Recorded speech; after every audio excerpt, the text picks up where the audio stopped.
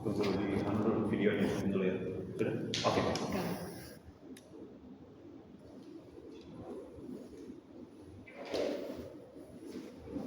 Oke. Saya akan mulai argumentasi dalam 3 sebelumnya disclaimer ini waktunya 7 menit ya? Ya, 7 menit. Oke, baik, saya akan mulai argumentasi dalam 3, 2, 1.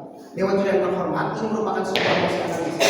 Dewan ini mendesain keputusan calon pemimpin dalam pemilihan umum. Jadi mari kita analisis kenapa ini buruk dan kenapa ini harus kita sesali. Yang pertama, kita harus karakterisasi mosi terlebih dahulu. Di sini ada beberapa aktor yang kemudian sedang terlibat. Pertama, calon pemimpin itu merupakan sebuah orang yang kemudian akan melanjutkan roda pemerintahan pada suatu negara, misalkan suatu daerah atau wilayah, di mana mereka juga manusia dengan berbagai kelebihan dan juga kekurangannya. Kemudian pada status quo, banyak pemimpin yang terpilih karena keputusan dan pada akhirnya memimpin dengan buruk. Nah, mungkin saya tidak usah berikan contoh di sini karena mungkin banyak yang bisa kita lihat. Nah, kemudian ada aktor rentan yang perlu kita perhatikan di sini. Dalam artian masyarakat itu mereka yang sangat rentan karena mereka sangat mudah dimanipulasi dan pada akhirnya mereka yang bakal mendapatkan atau memperoleh dampak daripada pemilihan yang buruk karena keputusan itu sendiri. Dan di mana pemilihan itu sendiri merupakan sebuah ajang yang terbuka dan dia itu harusnya sifatnya objektif dalam artian masyarakat itu bisa menilai benar-benar pemimpin dari baik buruknya, dari trayeknya, visi misinya dan lain sebagainya, bukan karena citra sosialnya yang baik. Dan ini kenapa harus menambah masyarakat itu tambah lebih rentan? Karena pada akhirnya masyarakat itu adalah orang-orang misalkan di negara-negara berkembang, mungkin contohnya itu Indonesia dan lain sebagainya, itu mereka adalah orang yang awam. Pada akhirnya mereka bakal dengan mudah untuk dimanipulasi hanya dengan mungkin membagi-bagi sembako dan lain sebagainya. Mereka bakal percaya bahwa citra sosial pemimpin itu sangat baik sehingga dia memilihnya dan juga memperjuangkannya dan lain sebagainya. Mereka akan tercipta hal-hal yang buruk nantinya ketika dia memimpin. Kenapa ini buruk? Mari kita jelaskan. Yang pertama, pemilihan akan pemimpin yang akan terpilih itu karena citranya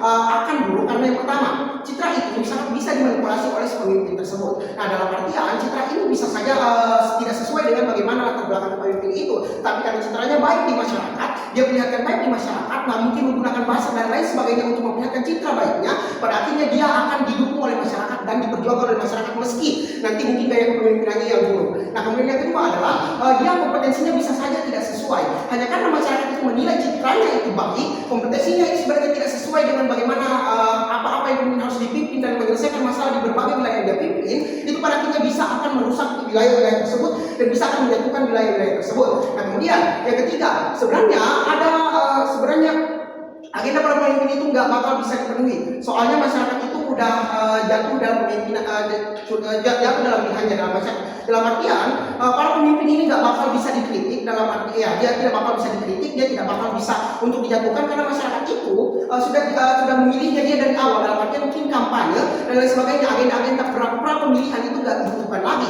Kenapa? Karena agenda pra pemilihan itu kan cuma menyampaikan visi misi saja. Sedangkan orang-orang itu sudah menjatuhkan pilihannya karena mungkin citra baiknya di masyarakat sebelum dia berkampanye dan lain sebagainya, dia sudah memperlihatkan citra baik tersebut. Ya, saya turun ke jalan, saya turun bagi-bagi sembako dan lain sebagainya, sehingga itu buruk. Nah, kemudian kami akan sampaikan juga beberapa kriteria pemimpin yang terpilih karena citranya itu akan memiliki dampak seperti yang pertama. Saya sudah singgung sebelumnya, anti kritik. Anti kritik ini merupakan sebuah kondisi yang lahir karena masyarakat itu mayoritas memilihnya nggak bakal mau dikritik. Dalam artian dia sudah terpilih karena memang citranya yang sangat baik sehingga masyarakat yang memilihnya itu pun yang mayoritas yang memilihnya tentu saja karena dia terpilih, maka dia itu bakal tidak mau untuk mengkritik calon pemimpin tersebut sehingga dia sifatnya adalah anti kritik. Dan orang yang minoritas yang tidak memilihnya pun bakal sulit untuk memberikan kritik. Pada akhirnya mereka akan dibungkam dan lain sebagainya. Nah, kemudian di sini kita sampaikan juga bahwa masyarakat itu akan jauh lebih rentan karena dia bakal mudah untuk dibungkam dan lain sebagainya. Karena ini merupakan kondisi yang kemudian lahir karena pemimpin itu adalah orang-orang yang sudah memiliki citra yang baik, sudah sangat superior di masyarakat sehingga mereka tidak bisa lagi untuk dikritik dan lain sebagainya. Kemudian citra baik pemimpin itu akan selalu baik meski melakukan hal-hal yang kemudian buruk. Kenapa ini bisa dikatakan? Karena yang pertama, pemimpin yang kemudian terpilih karena citranya itu akan merasa di masyarakat itu dirinya adalah superior, dirinya itu tidak bisa lagi, dirinya itu adalah orang yang paling hebat di antara semua orang-orang yang hebat di negara itu atau di wilayah itu. Pada akhirnya mereka itu bakal Ya, mereka itu meski melakukan keburukan, citranya itu akan selalu baik. Dan di sini juga ada yang namanya buzzer. Buzzer itu akan selalu mempertahankan citra baik daripada orang-orang yang kemudian memimpin tersebut. Dalam artian ya, ketika mereka melakukan keburukan akan ada selalu muncul buzzer untuk orang-orang yang mungkin sudah berpaling darinya, pada akhirnya bisa kembali. Oh, ternyata ada hal-hal seperti ini yang bisa dia lakukan. Ya, ini loh latar belakangnya dia yang mungkin melakukan aksi-aksi sosial dan lain sebagainya, sehingga ya itu buruk untuk keberlanjutan daripada kepemimpinannya dia. Nah, kemudian pemimpin yang terpilih itu bakal jadi orang-orang yang otoriter, dan ini adalah satu hal yang memungkinkan banget. Soalnya dia itu ya sudah saya sebutkan sebelumnya, itu dia anti kritik dan lain sebagainya. Tapi sebelum itu apakah ada interupsi? Ya, kalau tidak ada bisa mari ya saya akan lanjutkan. Yang pertama selanjutnya itu adalah itulah kenapa alasan kita harus memilih pemimpin itu berdasarkan yang pertama. Dia itu memiliki yang namanya pengalaman yang baik dalam dunia kepemimpinan. Mungkin setelah sebelum dia menjabat dan lain sebagainya, itu harus dinilai. Kenapa? Karena itu yang kemudian menjadi kompetensinya dia untuk kemudian memimpin. Nah, itu bukan sekedar sebuah citra sosial saja yang buruk. Itu bukan merupakan sebuah citra-citra saja, tapi memang merupakan sebuah latar belakang yang kemudian dimiliki sehingga kompetensinya itu akan jauh lebih baik. Nah, kemudian trayek karir daripada pemimpin itu sendiri juga bisa diperhatikan. Misalkan bagaimana latar belakang pendidikannya, bagaimana latar belakang kepemimpinannya dan lain sebagainya. Kemudian yang terakhir itu adalah visi misi yang tajam dan sesuai dengan apa yang kemudian ingin diselesaikan di masalah wilayah-wilayah tersebut. Itu harus kami glorifikasi sebagai sebuah syarat untuk memilih sebagai seorang pemimpin. Bukan sekedar citranya saja, bukan sekedar glorifikasi akan kebaikan dan keburukannya saja dalam artian sosial dan lain sebagainya yang bisa dipengaruhi dan bisa dengan mudah dimanipulasi. Ya, saya kira sekian bangga menjadi OG.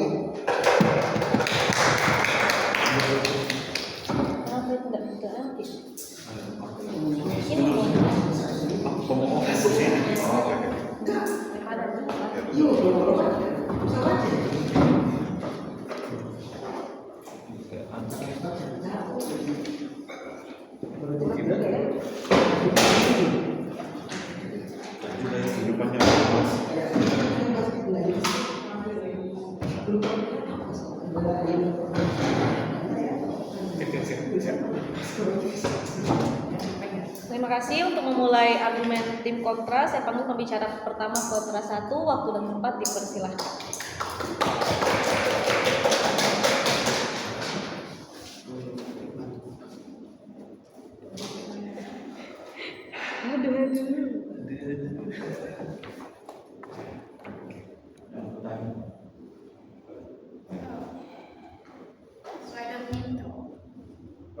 Saya akan memulai berbicara dalam hitungan 3, 2, 1. Dewan juri, ketika kita ingin memilih seorang pemimpin, tentu kita memiliki loyalitas terhadap pemimpin itu sendiri. Mengapa orang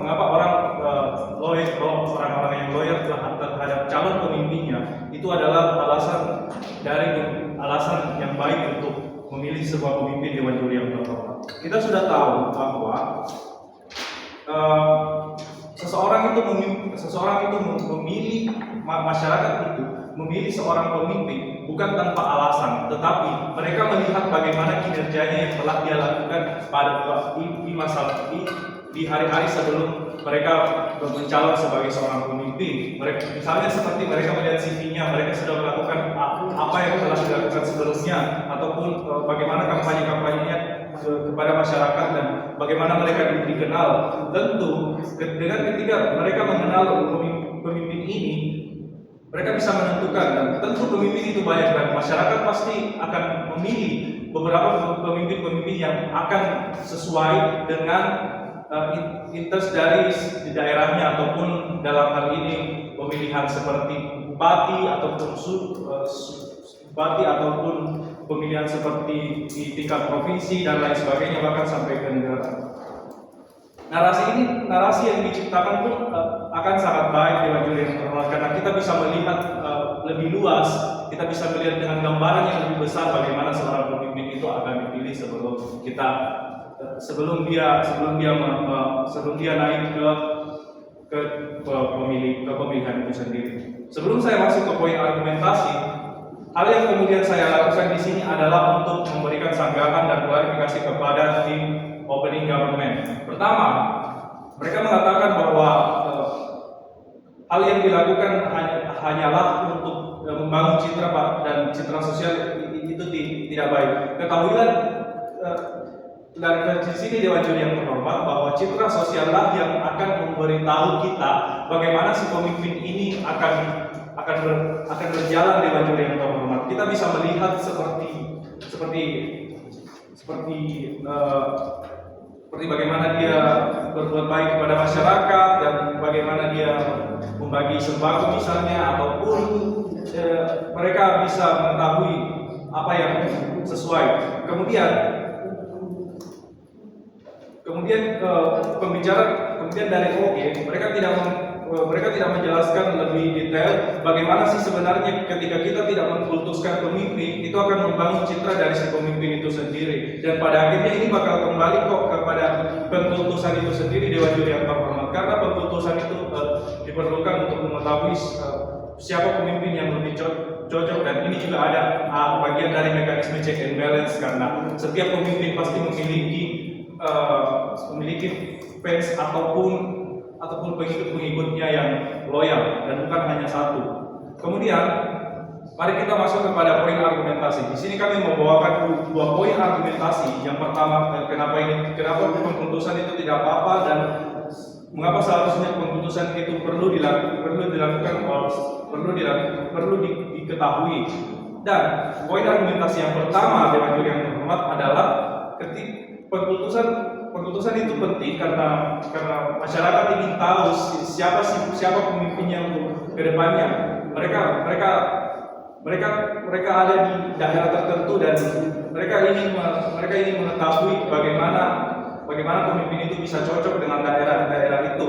Mereka bisa, dan ini alasannya adalah mereka bisa dikenal oleh masyarakat, dan mereka bisa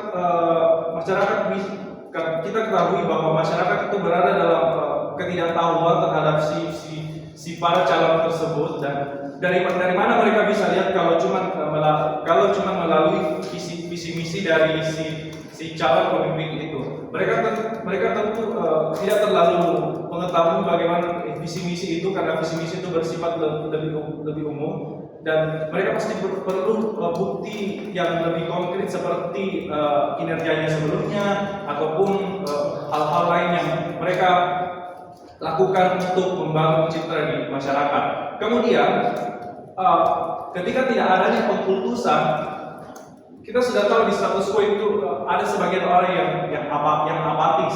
Orang-orang yang apatis yang tidak tahu bagaimana kinerja si pemerintah ini, mereka tidak punya alasan untuk memilih si calon pemimpin itu, dan mereka sama sekali tidak punya alasan. Dan ketika adanya pengkultusan ini akan membuat orang lebih tahu. Misalnya ketika si calon pemimpin mengupload sebuah video di YouTube untuk melakukan kinerjanya, ataupun langsung mendatangi pihak-pihak yang melakukan kerugian di daerah tersebut dan lain sebagainya. Dan hal ini sudah banyak dilakukan, dan hal ini membangun kepercayaan kepada si calon pemimpin, dan mereka bisa menentukan hal yang lebih baik untuk negaranya ataupun untuk daerahnya, karena mereka mengetahui bagaimana pemimpin itu berjalan. Kemudian yang kedua, pengkultusan itu adalah sebuah bagian dari mekanisme check and balance. Bayangkan Dewan Juri, Alex dan Stephen adalah seorang calon presiden, dan mereka memiliki fans fanatik yang sama-sama. Nah, ketika Alex terpilih sebagai calon presiden, tentu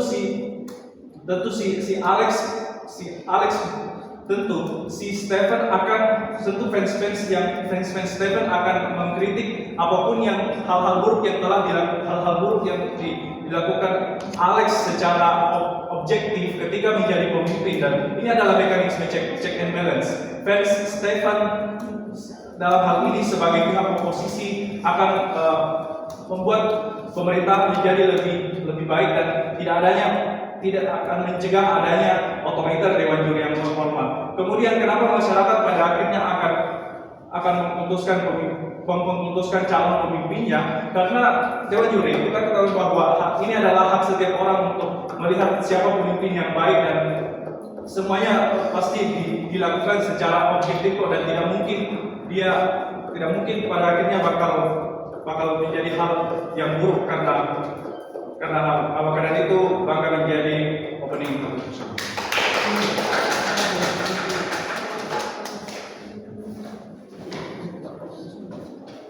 Baik, terima kasih. Untuk menutup kasus Pro 1, saya undang pembicara kedua, waktu dan tempat dipersilahkan.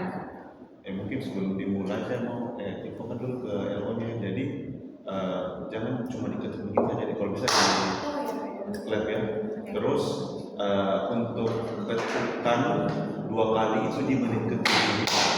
Nanti 7.20 baru ya. Siapkan.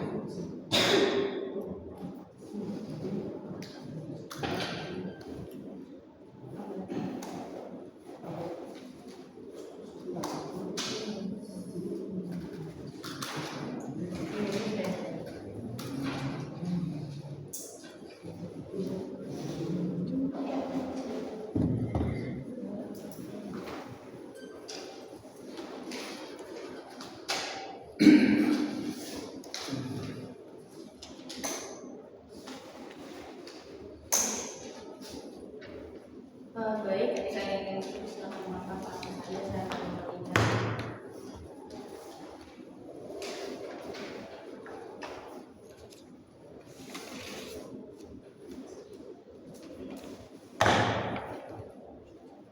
Baik, kita akan mulai dalam 3, 2, 1. Dewan juri izinkan saya untuk membidas kawanku dari tim kontra, di mana dia mengatakan bahwa pemilihan umum itu rekrutmen terbuka. Jadi kamu nggak boleh glorifikasi loyalitas pemimpin, karena kalau gitu tidak butuh pemilihan, karena kalau gitu kita tidak butuh pemilihan umum dong, itu hanya sebuah formalitas. Yang kedua, keputusan itu hanya akan menghilangkan komparasi dengan pemimpin lain dan masyarakat tidak akan bisa objektif. Jadi bagaimana kalau mereka hanya memimpin berdasarkan loyalitas pemimpin saja, maka dia tidak bisa mengkomparasikan dengan visi misi atau bahkan kelebihan dari pemimpin lainnya. Yang ketiga, visi misi itu mempresentasikan kemauan dia untuk bagaimana dia bisa menyelesaikan masalah yang ada di daerah situ. Jadi lebih penting untuk mereka bisa menjelaskan visi misi mereka, lebih penting untuk mereka bisa menyatakan kepada masyarakat bahwa dengan cara ini loh masalah di daerahmu bisa selesai, dengan cara ini dengan cara ini kalian bisa sejahtera. Maka itu lebih penting daripada loyalitas pemimpin itu sendiri. Lalu yang keempat, keputusan bukan check out balance, tapi otoritasme. Fakta di status quo, pemimpin yang terpilih karena fanatisme hanya akan melahirkan sebuah otoriter. Masuk argumentasi dewan juri, calon pemimpin itu harus bisa menerima segala kritikan. Bagaimana kalau misal si pemimpinnya ini hanya lebih mementingkan citra semata? Itu tidak bisa dikatakan sebagai seorang pemimpin, karena dia harus menerima semua kritikan, dia harus menerima semua embel-embel dari masyarakat supaya dia bisa meyakinkan bahwa ini adalah pemimpin yang tepat untuk memimpin daerah situ. Yang kedua, itu tidak akan membuat sistem pemilihan umum itu transparan. Kenapa? Karena kita hanya akan melihat satu pemimpin yang paling tinggi namanya saja berdasarkan citra yang telah dibuat. Yang ketiga, pemimpin yang terpilih karena loyalitas emosional atau citra pribadi itu hanya akan membuat keadaan masyarakat semakin memburuk. Bagaimana kalau misal dia terpilih tapi dia ternyata tidak bisa membuat masyarakatnya sejahtera karena ia tidak tahu dan ia hanya menyejahterakan masyarakat yang memilih dia saja. Lalu keempat, masyarakat tertentu yang dimaksud sini adalah bagaimana kalau masyarakat itu adalah orang yang tidak berpendidikan atau orang yang tidak bisa mengetahui bagaimana cara mengelola sebuah wilayah. Dia pasti akan memilih pemimpin yang tinggi namanya atau bahkan pemimpin dengan narasi heroik dari orang-orang. Dan ketika ia memilih berdasarkan pemimpin yang salah, itu akan buruk di mereka, itu akan memperburuk kualitas dari masyarakat dan bahkan akan memperburuk kualitas diri mereka sendiri. Ini sangat buruk dewan juri. karena ketika salah memilih pemimpin itu akan memperburuk kualitas yang ada di masyarakat. Bayangkan negara dengan pemimpin yang hanya menang dari segi citra pribadi, namun ternyata dia tidak bisa membuat masyarakatnya makmur, dia tidak bisa melihat masyarakat kecil, dan tentu ini akan sangat buruk karena pemimpin bisa saja merusak kehidupan dari masyarakatnya. Misalnya daerah itu akan dilanda kemiskinan, kurangnya pendidikan, tidak ada lapangan pekerjaan. Ini akan merugikan banyak orang Dewan Jore karena si pemimpin ini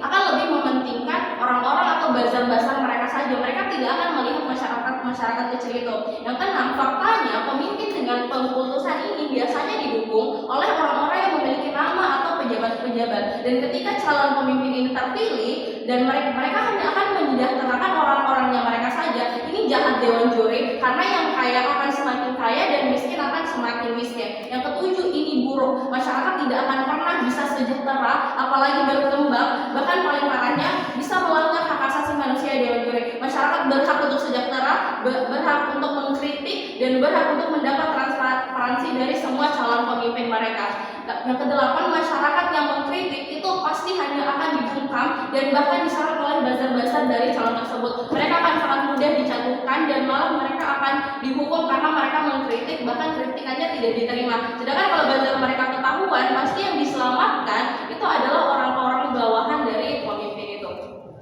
Sekian bangga menjadi.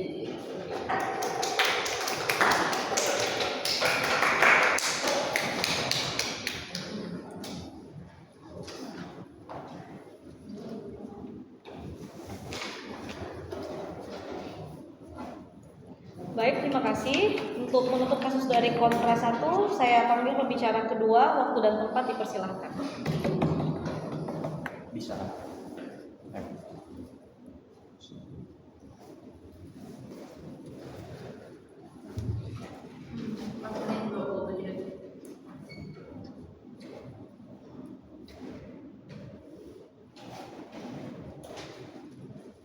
Dewan Juri, mereka selalu mengglorifikasi bahwa citra sosial ialah yang membuat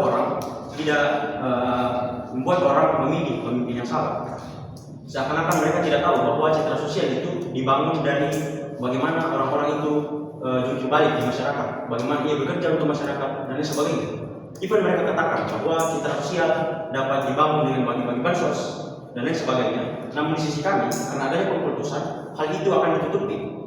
Yang akan saya jelaskan dalam penjelasan saya nanti. Kedua, pengkultusan terjadi karena orang-orang di status quo merasa bahwa ia memiliki keterikatan emosional terhadap pemimpin atau calon pemimpin tersebut. Ia merasa bahwa nilai-nilai yang saya anggap penting, dianggap penting oleh pemimpin tersebut juga. Oleh karena itu saya memilih dia. Itu baik karena dengan alasan emosional ini dan ia memutuskan pemimpin tersebut. Pada akhirnya jika pembunuhan terjadi dan sang pemimpin merusak emosional dari pendukungnya, itu akan membuat pendukungnya menarik diri dari dia, karena dia merasa bahwa alasan saya untuk mendukung dia adalah karena saya merasa saya mendapatkan keterikatan emosional dengan dia. Tapi karena dia merusak kepercayaan dari pendukung tersebut, maka ia akan beralih. Ini mengextend penjelasan dari pembicara pertama saya yang mengatakan akan terjadi check and balances. Pembicara mereka mengatakan bahwa pemilu mereka mengatakan bahwa dengan adanya keputusan maka tidak akan ada peluang untuk beberapa kandidat untuk dilihat dari calon-calon pemilu. Sementara di sisi kami, keputusan justru membuat check and balances. Karena apa? Misal ada 2 kandidat dan banyak orang yang merasa memiliki keterikatan emosional atau keterikatan nilai dengan masing-masing calon kandidat. Justru ini membuat check and balances pada akhirnya, karena pada saat ia akan dipilih, pendukung-pendukung ini akan saling bertukar pendapat bahwa pemimpin yang saya pilih lebih baik daripada yang kamu pilih. Begitu juga sebaliknya. Dan pada akhirnya jika pemimpin terpilih dan pemimpin yang didukung oleh orang-orang ini tidak naik misalnya, dan karena pemimpinnya merasa bahwa saya memiliki pendukung yang setia, yang akan memutuskan saya. Oleh karena itu saya akan tetap berdiri di sisi mereka. Saya akan melawan pemerintah jikalau ada kebijakan yang tidak sesuai untuk rakyat dan sebagainya. Dan itu tidak dijelaskan oleh mereka bagaimana pemutusan terjadi di sisi mereka. Bagaimana check and balances terjadi di sisi mereka. Justru terjadi di sisi kami. Bukan begitu Dewan Juri. Selanjutnya mereka kalau pemimpin yang naik itu adalah orang-orang yang kemudian dipilih daripada mayoritas, maka bagaimana check balances itu akan terjadi? Kan yang tidak dipilih, yang tidak memilih itu adalah minoritas, yang tidak memilih adalah minoritas, sehingga hal itu akan membuka minoritas itu sendiri. Justru ini terjadi di sisi kami check and balances karena ada mayoritas dan minoritas tadi. Namun itu tidak terlalu berpengaruh. Yang akan terjadi ini akan justru di sisi Anda tidak terjadi check and balances karena tidak ada figur yang menjadi garda terdepan untuk orang-orang yang ingin melakukan check and balances kepada pemerintahnya. Even pemerintah tersebut baik, namun rakyat tidak punya figur untuk meneruskan suara mereka ke pemimpin yang di atas yang berkedudukan. Suara mereka tidak akan naik ke atas. Kenapa? Karena tidak ada figur di depan mereka. Bagaimana di sisi kami? Di sisi kami karena ada figur dan kami memberikan juga tanggapan kami di sisi kepada pemerintah bahwa apa yang kamu kerjakan itu salah, apa yang kamu kerjakan itu tidak baik untuk rakyat, tidak penting untuk rakyat dan sebagainya. Maka kami punya figur untuk mengiklankan pendapat kami kepada mereka dan itu akan tersampaikan.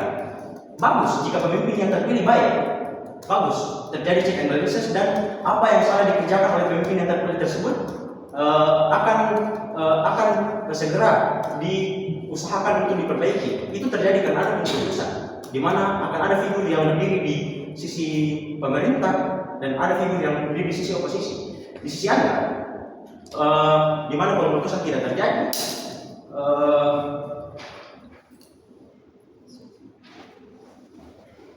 di sisi Anda, di mana keputusan tidak terjadi, even pemimpin yang terpilih adalah pemimpin yang baik, seperti saya katakan tadi, bahwa pada saat pemimpin yang baik terpilih dan tidak ada yang menjadi oposisinya, maka pemimpin itu tersebut akan selalu disanjung-sanjung oleh orang di sekitarnya, oleh rakyatnya dan sebagainya. Dan pada saat ia merasa bahwa saya tidak perlu untuk mengetahui apa yang pendapat dari rakyat dan sebagainya, karena apa yang akan saya lakukan pasti akan diterima oleh rakyat, misalnya, karena tidak ada keputusan. Dan pada akhirnya pemimpin yang dipilih karena tidak ada keputusan pada akhirnya akan merasa bahwa dirinya yang paling baik, tidak perlu saya untuk mengetahui apa pendapat di sana, apa pendapat di sini. Saya hanya perlu melakukan apa yang saya ingin lakukan dan itu akan diterima oleh rakyat saya. Justru ini tidak terjadi pada saat pengurusan karena seperti yang saya katakan tadi, ada figur yang berdiri di sisi rakyat yang memilihnya dan check and balances akan terus terjadi pada akhirnya. Mengapa dia akan terus di sana bersama rakyat? Karena ia merasa bahwa ada yang perlu dibenahi dalam pemerintahan misalnya, dan karena ia merasa bahwa ada pendukung di sisi saya. Baik jika pemimpin itu baik atau tidak, ia akan terus melakukan perlawanan, bukan? Dan itulah yang disebut oposisi, check and balances.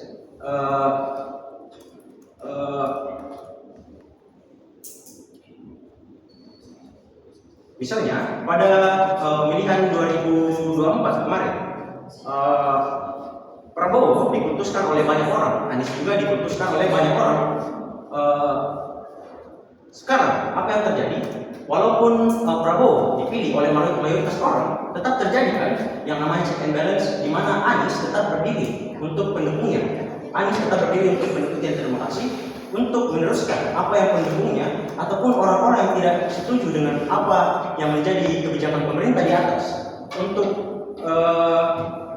diperbaiki misalnya, atau ia berjanji pada pendukungnya bahwa ia akan menyelesaikan apa yang dibuat oleh pemerintah tersebut pada akhirnya jikalau dia terpilih bangga menjadi oposisi. Terima kasih.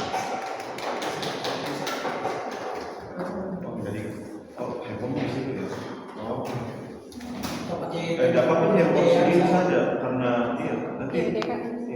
kalau misalnya mau pakai timer sendiri, silakan ambil handphonenya ya.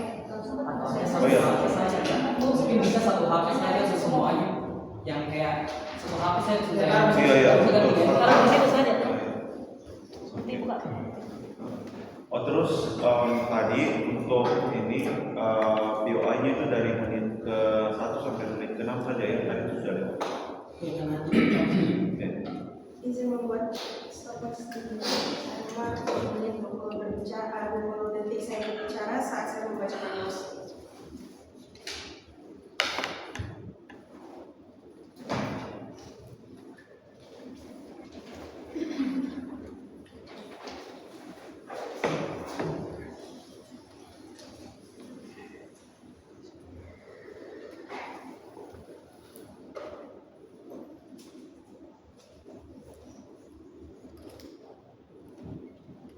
Trigger saya akan menyebut nama orang-orang, jadi ini hanya untuk kepentingan juga. Dengan ini menyesali budaya pengkultusan terhadap calon pemimpin dalam pemilu. Pertama, pengkultusan itu terbagi spektrumnya. Itu karena mereka dilihat dari CV-nya, dari apa yang dikampanyekan, dari apa yang mau ditunjukkan oleh calon pemimpin itu. Misalkan Anies, dia mengkultuskan karena pendidikannya, dibesar-besarkan soal bagaimana dia sangat aware sama soal pendidikan. Prabowo, dia dikultuskan karena kemiliterannya. Masyarakat bilang kalau dia tuh bakal hebat, dia bakal membuat Indonesia disukani dari negara lain. Yang perlu kita disesali pada posisi ini adalah karena keputusan ini jadi bingkai baik dari pemimpin yang padahal pembingkaian itu nutupin kejahatan di balik keputusan mereka itu sendiri. Tendensinya itu yaitu kita tutup mata sama kejahatan dari kandidat ini, kejahatan yang pernah mereka buat, tapi mereka di framing bahwa mereka adalah orang yang baik saat ini dan mereka pantas menjadi pemimpin. Indonesia itu sekarang framingnya adalah orang negara yang paling depan membela Palestina atas kejahatan genosidanya di negara mereka sendiri. Tapi di sisi yang sama, di waktu yang sama, mereka menyangkal hal itu. Masyarakat Indonesia lebih dari 50% mereka memilih pemimpin negara yang adalah pelaku pelanggaran berat HAM, hak asasi manusia. Kamu bisa dapat CV dari pemerintah itu ketika kamu diberi kamu bisa tahu CV dari calon pemimpin itu, kamu bisa dapat lihat pokernya, visi misinya dari kandidat tanpa harus punya konten joget, tanpa harus bikin konten-konten yang bersifat membuat masyarakat mau melihat kamu sebagai orang yang oke gas, posting foto artis dengan pengikut jutaan seperti Raffi Ahmad di media sosial pribadinya, biar dia juga dibeli oleh pengikut dari Raffi Ahmad.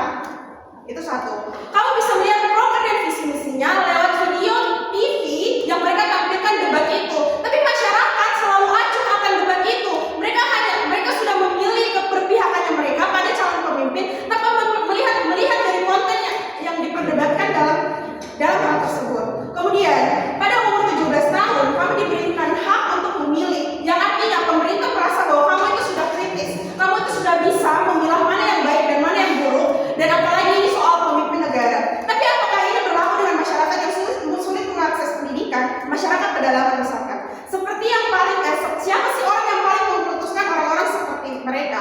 Satu, orang yang nggak sekolah, berpendidikan rendah, orang-orang di desa yang gampang termakan oleh kampanye.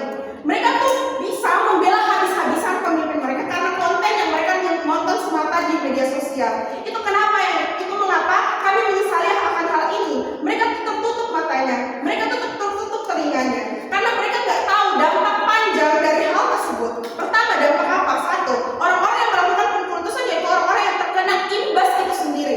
Dampak panjang, dampak efisiensi, buruh di PKH puluhan orang, dan MBG mengakibatkan keracunan karena anak-anak itu banyak yang sekolah negeri, sekolah di pedalaman mana yang ada swasta. Mereka pasti akan memilih sekolah yang disediakan pemerintah, yaitu sekolah negeri. Sekolah negeri mewajibkan anak-anak memakan makanan bergizi gratis. Katanya kata orang-orang kamu gak bersyukur kamu dikasih MBG. Gak semua orang itu bisa sarapan. Padahal apa? Dampaknya mereka sakit. Akses kesehatan itu tidak mumpuni sampai di pedalaman. Artinya kamu gak bisa bilang kalau MBG itu semata-mata hal baik, padahal kamu menafikan hal-hal buruk yang ada pada program kerja pemerintah yang parah banget itu. Yang kedua, kamu jadi orang tua, kamu kerja di pabrik,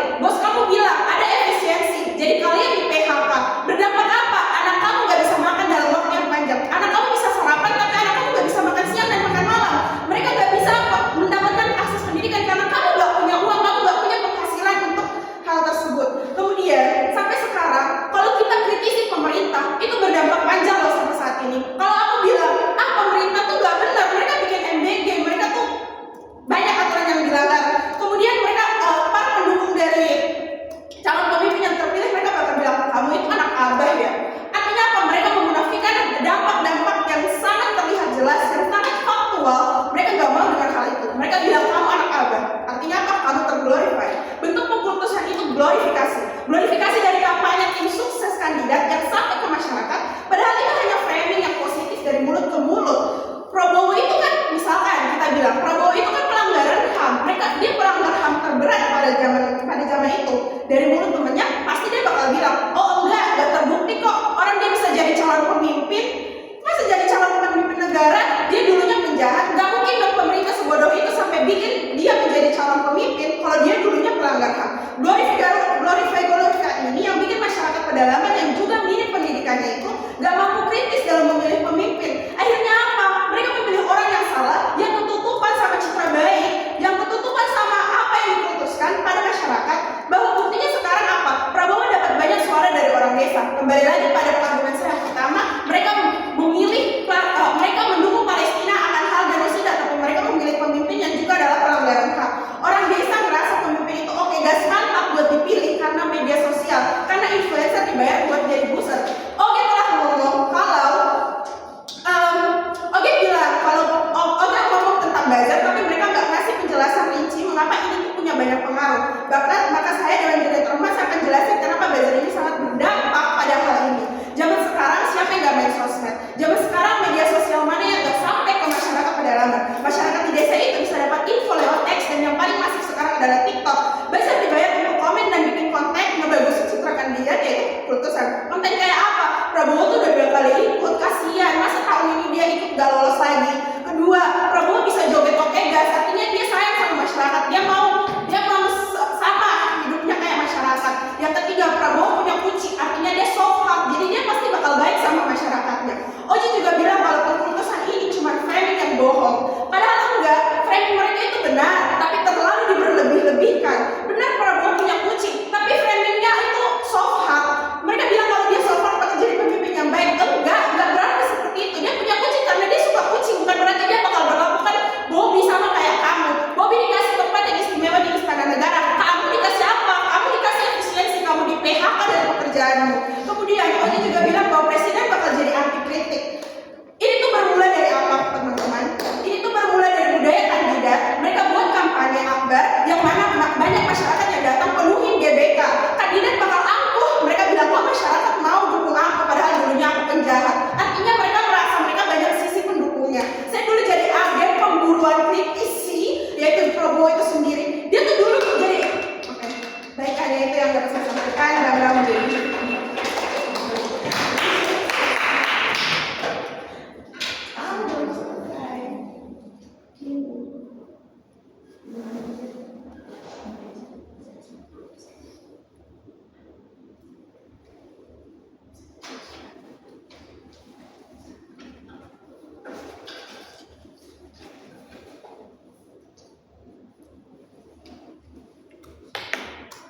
Baik, terima kasih. Untuk membuka kasus Pro 2, saya panggil pembicara pertama. Waktu dan tempat dipersilahkan.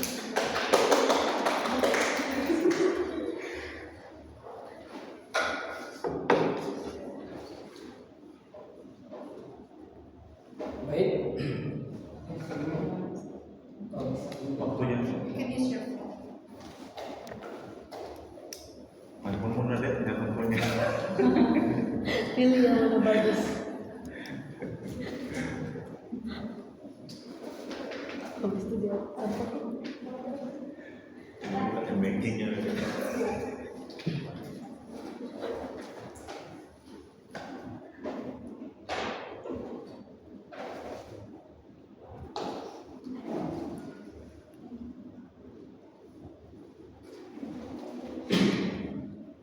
Baik, argumen akan saya bacakan dalam 3, 2, 1. Juri, kami berdiri di sisi mana kamu butuh pemimpin idealis di tengah isu permasalahan pemerintahan di status quo di mana pengkultusan adalah jalan satu-satunya ketika kamu punya pilihan dan itu harus naik ke atas untuk memperjuangkan apa yang kamu wakilkan kemudian hari. Di sisi kami, musik ini berbunyi Dewan ini menyesali budaya keputusan terhadap calon pemimpin. Di sisi kami ini sama sekali nggak perlu untuk disesali, justru harus ditingkatkan lebih setingkat-tingkat mungkin. Kenapa kemudian? Oke, kita lihat dulu kenapa musik ini kemudian muncul ke permukaan. Kamu yakin dengan pilihan kamu merasa layak dan cocok atas pilihan kamu karena kamu terwakilkan. Dalam PKN kami belajar bahwa ketika kamu merasa sudah terwakilkan, kamu akan memilih mereka dan mereka akan naik. Ketika kamu merasa pasti diwakili. Oleh karena itu mereka akan naik. Oke, sebelum itu kita bahas atau bilas dulu terlebih dahulu argumen-argumen dari tim government terlebih dahulu. Oke, pertama opening government mengatakan ini bisa nggak perlu mereka nggak akan terima kritik di kemudian hari. Juri sadari promosi ini berbunyi untuk pada saat pemilihan atau calon pada saat pemilihan calon pemimpin, tapi mereka selalu main ketika ini sudah terjadi di kemudian hari. Oke, mari kita bahas terlebih dahulu. Mereka akan takut dikritik di kemudian hari, padahal keputusan itu akan terjadi pada saat calon pemimpin karena mereka ini mengkampanyekan agar mereka terpilih kemudian pemimpin yang mereka idamkan tersebut. Dan ini akan mencegah apa yang kemudian mereka takuti di kemudian hari karena mereka takut pemimpin mereka takut dikritiki, padahal ini akan nggak mungkin terjadi. Ini bisa diatasi, justru harus ditingkatkan pada saat pencalonan. Kenapa? Karena kamu harus justru dalam pencalonan itu nggak mungkin hanya ada satu doang yang menjadi pencalonan, ada banyak, dan justru bagaimana cara kamu untuk mendapatkan keputusan dari masyarakat itu tentang bagaimana kamu menampilkan citra baik kamu pada saat di depan masyarakat yang sudah dijelaskan oleh opening. Oke, kita kan nggak bakal bermain di situ saja. Oke, kemudian mereka juga mengatakan di sisi mereka ini akan buruk di status quo, tapi juri apakah kita dapat memastikan bahwa kedepannya ketika kita tidak melakukan keputusan itu akan lebih baik? Apa yang akan muncul di kemudian hari? Apa yang akan terjadi di kemudian hari? Ini akan saya bahas di argumentasi saya.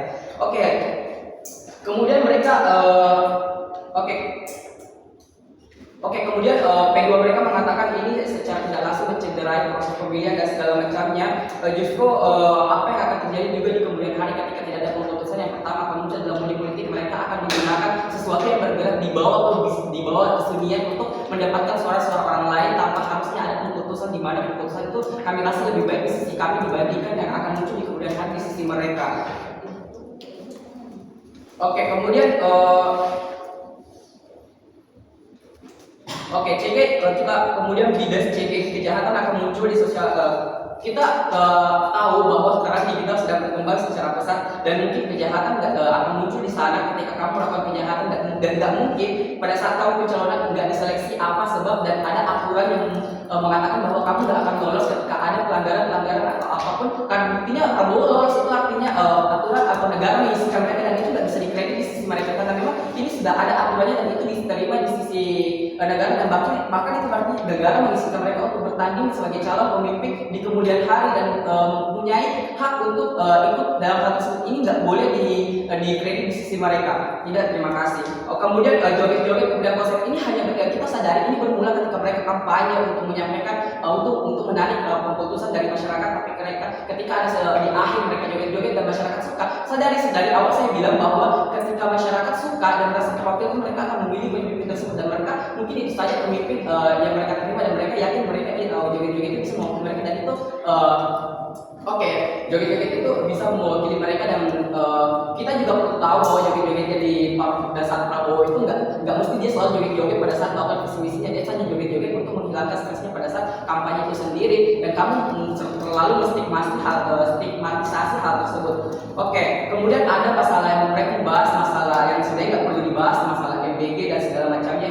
Sadari MBG itu berjalan walaupun mungkin nggak sampai di daerah kamu, tapi MBG sudah berjalan di beberapa tempat. Itu kamu nggak boleh mengatakan bahwa MBG nggak berjalan, karena itu berjalan di lain tempat. Itu kamu hanya boleh mengatakan MBG belum sampai di sisi kamu, dan itu akan sampai di kemudian hari, akan diusahakan di kemudian hari karena MBG itu berjalan, bukan nggak berjalan. Oke, kemudian kita masuk siapa yang menjadi aktor di sini, calon. Sebab kenapa?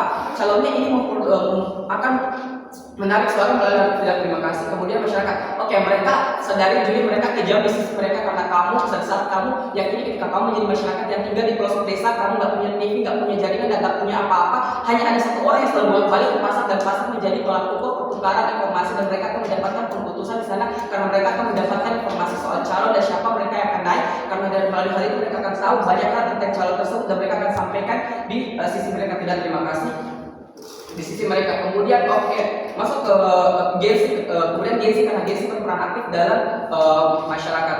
Sebagai kita lihat dalam normatif atau aturannya, tim ses itu diperbolehkan. Tim ses apa sih gunanya tim ses itu? Sadari tim ses itu untuk untuk mengeluh-elukan, membangga-banggakan pemimpin yang akan calonnya untuk naik. Gak mungkin dong tim setiap negara mengisikan tesis dan ada masa kampanye kalau memang ini gak boleh pada akhirnya, karena tesis itu gunanya untuk memuja-muja pemimpin mereka agar naik di kemudian hari. Dan melalui hal ini kamu gak perlu untuk melakukan money politik kemudian hari ini. Oke, mungkin mereka akan mengatakan sekarang di status quo juga ada money politik, tapi apakah mereka bisa menjamin ketika keputusan itu dihapus itu akan bahkan mengurangi money politik sendiri? Justru di sisi kami ini akan bahkan mungkin semua pemimpin itu kan melakukan money politik karena gak ada cara mereka untuk agar mereka semua orang tuh tahu kalau mereka ada melalui keputusan ini. Mereka akhirnya ditahu. Oleh karena itu ketika nggak ada ini, money politik akan berjalan sehingga mereka akan kesulitan di kemudian hari, dan ini akan justru meningkatkan korupsi yang mereka takutkan. Oke, kami mengerti mereka takut hal tidak dikritik sebenarnya, tapi apa mereka nggak kepikiran kalau kemudian hari akan muncul lebih banyak masalah di sisi mereka yang korupsi yang sampai sekarang nggak bisa diatasi juga,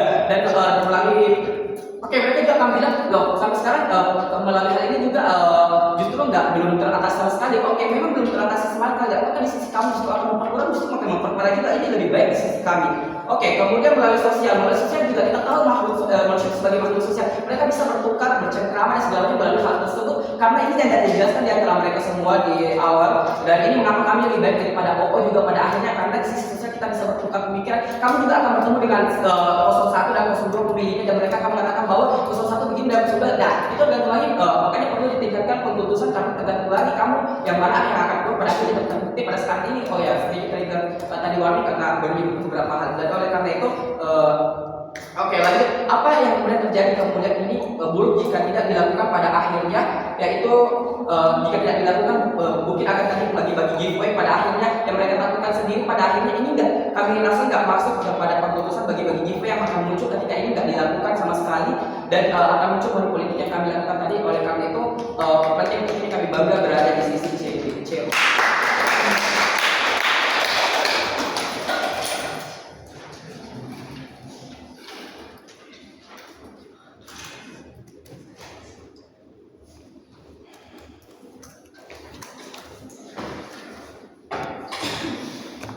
Referensi instruksi, angkat tangan aja langsung.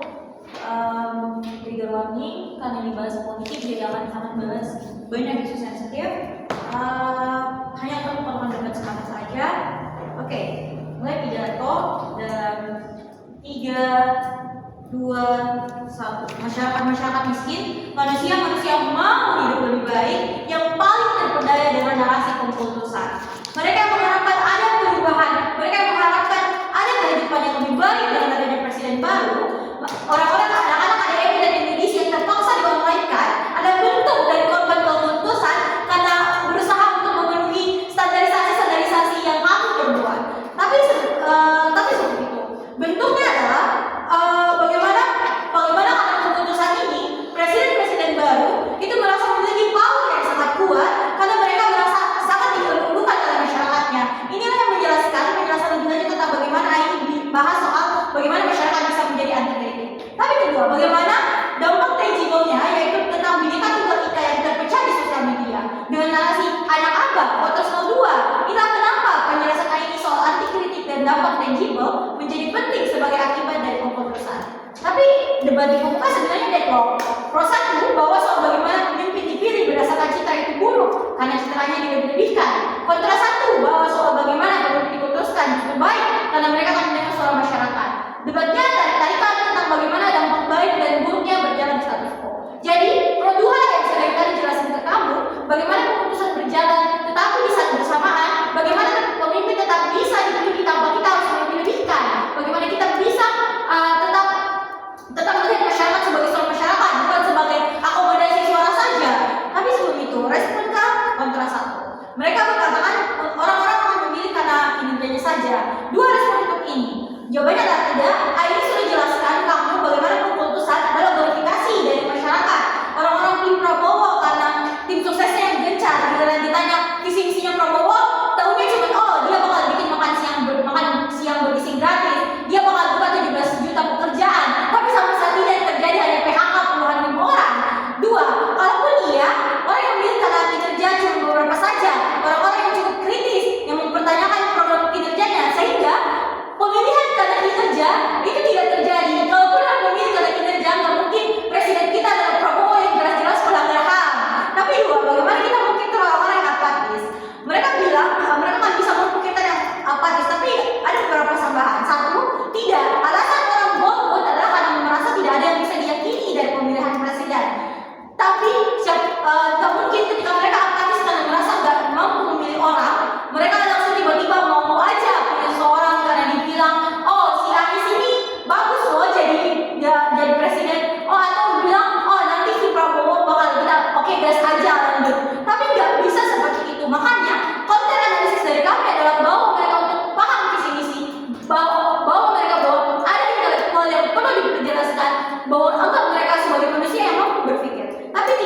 bahas soal check and balance. Di status quo kita bahasnya masalah pemilu. Dua respon untuk ini. Keterikatan emosional lah yang membuat check and balance tidak terjadi. Orang-orang akan menggunakan emosi dibanding logika. Orang-orang berkelahi dengan saudaranya karena perbedaan presiden. Ketika kamu bilang Prabowo itu dibilang pelaku pelanggar HAM, pendukungnya akan marah. Ketika Anies dibilang sebagai orang yang terlibat dalam 212, pendukungnya bakal marah. Tapi dua, karena dianggap nabi, pada akhirnya mereka akan follow. Mereka akan punya power yang sangat berlebihan. Mereka punya toxic friends. Prabowo bakal tetap melakukan efisiensi, tetap menunjukkan makan siang gratis, meskipun banyak sudah yang terkena racun, karena menganggap hanya beberapa orang saja. Ini bentuk dari keputusan. Kalau presiden yang menganggap dia punya power yang sangat besar karena dibela terus-terusan, sehingga dampaknya masyarakat cuma sebatas dianggap sebagai angka, bukan sebagai nyawa yang perlu diselamatkan. Tapi sebelum itu silakan. Anda mengatakan bahwa misalnya dalam keluarga ada yang saling berlawanan. Nah, karena ini terjadi karena keputusan terhadap Anies sebagai oposisi, dan misalnya pada saat Prabowo terpilih, pada akhirnya dia akan menyadarkan penolaknya ini bahwa ia tidak layak untuk dipilih, dan pada pemilihan berikutnya ia akan memilih pemimpin yang lebih baik. Exactly, kalau itulah keputusan itu buruk karena kamu menjadi terpecah-pecah bahkan setelah pemilu berakhir. Kamu masih marah ke pelanggamu karena dia pilih Prabowo bukan pilih Anies, dan kamu harus di PHK karena Prabowo. Exactly, keputusan itu buruk. Tapi respon kedua ke kontra, mereka bilang orang memilih karena merasa diwakili, karena yang pada akhirnya negara juga izinkan mereka bertanding karena mereka nggak terbukti jahat. Dua respon untuk ini. Aini sudah jelasin bagaimana keputusan terjadi di masyarakat. Orang pilih Prabowo karena mereka suka sama Raffi Ahmad, orang pilih Anies karena merasa Anies itu pintar. Jadi bukan karena mereka merasa terwakili olehnya, tapi karena merasa, oh, artis yang saya idolakan suka itu, berarti saya juga harus pilih orang itu. Padahal artisnya dibayar untuk menjadi tim sukses. Tapi dua, fakta bahwa untuk maju untuk presiden mereka harus merubah konstitusi, itu adalah bukti bahwasanya mereka tetap melanggar pada akhirnya, sehingga argumen dari kontra dua tidak bisa di-trade sama sekali. Tapi dua, mereka bahas soal tim ses itu untuk memuja-muja. Sebenarnya yang ini bahas adalah bagaimana keputusan itu berjalan. Tetapi bagaimana keputusan berjalan terbentuk dari glorifikasi. Mereka malah bilangnya kita melarang untuk adanya tim ses. Tapi pada dasarnya tim ses memang diperbolehkan, tapi bentuk keputusannya yang perlu disesali, bentuk memuja-mujanya yang perlu disesali. Karena kita harus memilih berdasarkan visi misi, bukan karena oke gas aja, atau bukan karena dia bikin program tanya Anies misalnya. Tapi dua, bagaimana terakhir, bagaimana penimbangan ke Pro 1 sehingga kami yang menang dalam perdebatan kali ini. Pro 1 bahwa soal masyarakat yang dirugikan. Pro 1 memang benar, tapi masyarakat itu terbagi atas spektrum. Orang-orang kritis yang bisa terlebih dahulu memang korban, tapi ada masyarakat yang lebih urgent. Pro 2 lah yang bawa dan kristalisasi bagaimana tahapan masyarakat yang dirugikan, bagaimana masyarakat miskin yang menjadi korban keputusan dan dianggap sebagai orang yang sangat bisa diberi suaranya, tapi saat bersamaan ketika terpilih mereka lah yang di PHK karena pekerjaan mereka sebagai buruh. Inilah yang masyarakat yang dirugikan pada contohnya. Mahasiswa yang pilih Prabowo karena dianggap akan menjadi figur yang baik untuk militer Indonesia, tapi pada akhirnya harus rela bahwasanya KDMI dan MBC harus online karena pilihannya.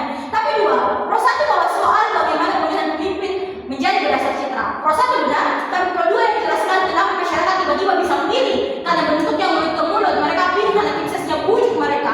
Jadi prasyarat semua argumen dari Pro 1 bisa berjalan adalah dulu argumen dari Pro 1. Maka dari itu dengan semua alasan ini kami lah yang menjelaskan bagaimana keputusan merupakan hal yang sangat berjalan dengan satu sama lain. Bagaimana keputusan menjadi sangat buruk dan bagaimana impactnya ke masyarakat. Bagaimana mereka itu bentuknya adalah menganggap pemimpin sebagai nabi dan bukan sebagai pemimpin yang harus dikritisi, dan bagaimana itu bisa munculkan absolute power. Bangga memenangkan perdebatan.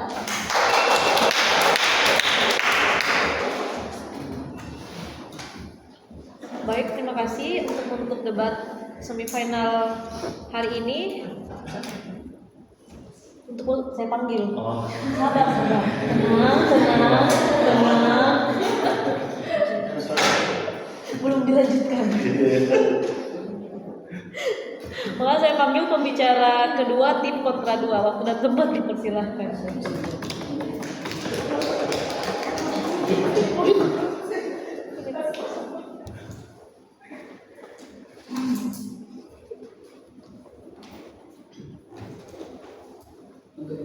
saya Fauzan, begitu bersama Angkatan Tidak Bersuara. Saya akan mulai komen saya dari 3, 2, 1. Yang pertama saya akan membahas dari perkataan closing opposition. Yang pertama, ada politik justru melalui closing government melalui ini. Ada link yang namanya kita buka TikTok, ada yang biasanya melalui online, ada hashtag tag Gerindra. Melalui ini pemimpin akan melakukan dengan tegas mereka segera mungkin tahu akan mengerjakan tugasnya, karena ini ketika mereka tidak mengerjakan tugasnya maka mereka akan kena sanksi sosial. Yang kedua, lihat ketika keputusan Ahok tertuliskan karena perkara agama negara ini malah tidak adil. Oleh karena itu keputusan perlu agar menjadi pokok. Oke. Dalam sebuah pemilu, saya sebagai pemilih ada aktor-aktor yang perlu saya pilih. Tentu dalam proses ini saya perlu melihat latar belakang, asal usul, advokasi, hal yang sudah dilakukan dan lain sebagainya. Nah, kenapa keputusan ini perlu? Karena keputusan ini adalah sebuah promosi bagi para pemimpin. Disinilah para pemimpin diperlihatkan apa saja yang bisa mereka kerjakan, yang sudah mereka kerjakan, apa advokasi mereka. Nah, kenapa keputusan ini penting? Yang pertama untuk bagi masyarakat muda yang saya bahas. Yang pertama, bisa memotivasi masyarakat. Dengan adanya keputusan, masyarakat akan lebih termotivasi untuk memilih. Kenapa? Karena mereka melihat bahwa mereka telah meriset bahwa pemimpin-pemimpin yang menurut mereka layak untuk dipilih karena dari advokasi yang mereka lihat, dari hal-hal yang sudah mereka kerjakan dan lain sebagainya. Yang kedua, simbol dan harapan masyarakat. Sebenarnya keputusan adalah simbol dan harapan masyarakat bagaimana pemimpin itu ke depannya. Mereka memilih untuk kemajuan negara yang misalnya kemajuan negara yang akan dipimpin oleh seorang pemimpin yang akan mereka pilih dalam pemilu. Dan sebenarnya saudari dan saudaraku dalam tim sebelah dia terlalu memikir ketika itu sudah terjadi, sementara dalam mosi ini adalah calon pemimpin saya ingatkan, bukan pemimpin yang sudah terpilih. Nah, kemudian kemudian ada manfaat bagi calon pemimpin. Yang pertama, bisa menunjukkan performa terbaik. Nah, dengan tidak terima kasih dengan adanya keputusan, maka calon pemimpin ini akan berusaha menunjukkan performa terbaik mereka dalam sebuah pemilu. Yang kedua, tekanan bisa jadi tamparan. Nah, ketika ada keputusan, maka pendukung dari calon pemimpin ini mereka akan menganggap-anggapkan, tapi bukan menganggap-anggapkan, tapi berbohong, karena ini memang dilihat dari advokasi nyata, dilihat dari apa yang sudah mereka lakukan. Oleh karena itu, ini juga bisa meningkatkan tekanan dari calon pemimpin apabila tidak terima kasih, apabila mereka sudah terpilih nantinya kemudian tidak menjalankan, maka mereka akan kembali ke sanksi sosial. Jadi dengan keputusan ini maka menjadi motivasi oleh para pemimpin nanti untuk menjalankan janji-janji yang sudah dikampanyekan pada pemilu. Yang terakhir adalah bisa membuat pemimpin memberi janjinya. Oke. Kemudian sebenarnya adalah mengkultuskan sama dengan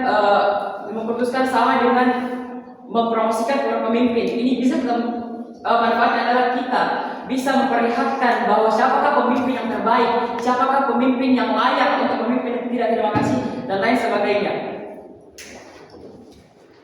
Mungkin cukup saja karena kembali tadi bahwa mosi ini adalah calon pemimpin dan dari saudari tim sebelah itu terlalu menyebar kemana-mana, dan juga kemudian dia melihat bagaimana pemimpin itu anti kritik, padahal di sini dibahas adalah calon pemimpin. Nah, ketika calon pemimpin sudah terpilih, dia akan menjadi pemimpin, dan tidak pernah saya melihat bahwa ada pemimpin yang melarang demonstrasi. Demonstrasi adalah contoh keterbukaan pemimpin untuk dikritik untuk di masa kepemimpinannya. Mungkin cukup dari saya bakal menjadi closing position.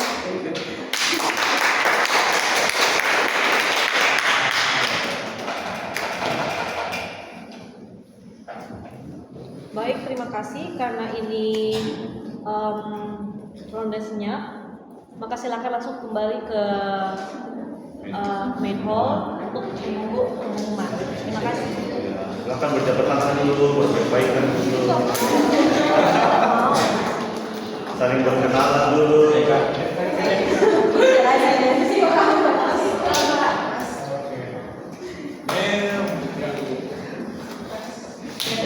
Ambil